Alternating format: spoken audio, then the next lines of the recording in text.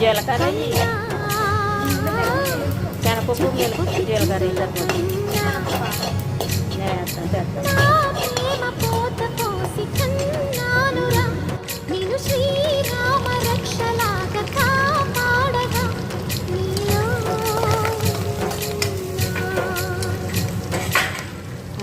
Sisters బాగున్నారా? మీరు అందరూ బాగుండాలి. మీ అందరూ నేను కూడా బాగుండాలి.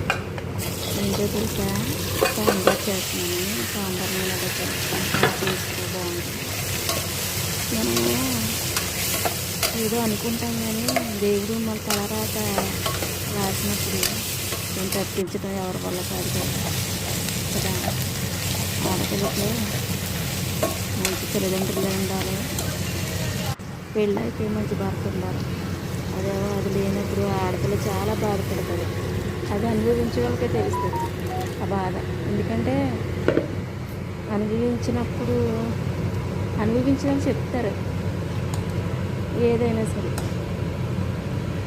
భర్త కాలయముడయ్యి ఆడపిల్లని వేధిస్తూ ఉంటే ఎవరికి చెప్పుకుంటుంది? నాన్న అమ్మ ఇలా అని చెప్తే సర్దుకోమ్మండి. ఎన్ని రోజులు చదువుకుంటాం చెప్పండి కదా? ఎన్ని రోజులు చదువుకుంటాం? భర్త ప్రేమగా చూసుకోవాలి కానీ ఒక ఇంటికి ఇచ్చి తల్లిదండ్రులు ఏమో వదిలేసుకుంటారు. భర్త ఏమో ఇలా అంటాడు. ఎవరు చెప్పుకుంటాం ఆడవాళ్ళని చెప్పండి? ఎవరికి చెప్పుకోలేం కదా. అలాంటి ఆడవాళ్ళు చాలామంది ఉన్నారు.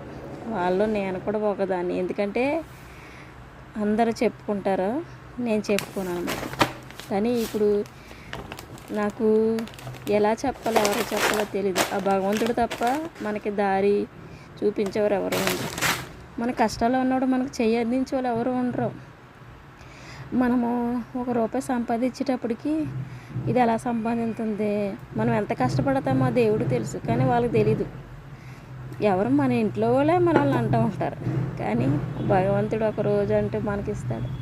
ఎవరైతే మనల్ని అంటారో అక్కడే దేవుడు తలక పైకెత్తి మనల్ని ఆశీర్వదిస్తాడనే విశ్వాసంతో ఉండాలి. సరే, లైక్ చేయండి, సబ్స్క్రైబర్ చేసుకోండి, కామెంట్ పెట్టండి.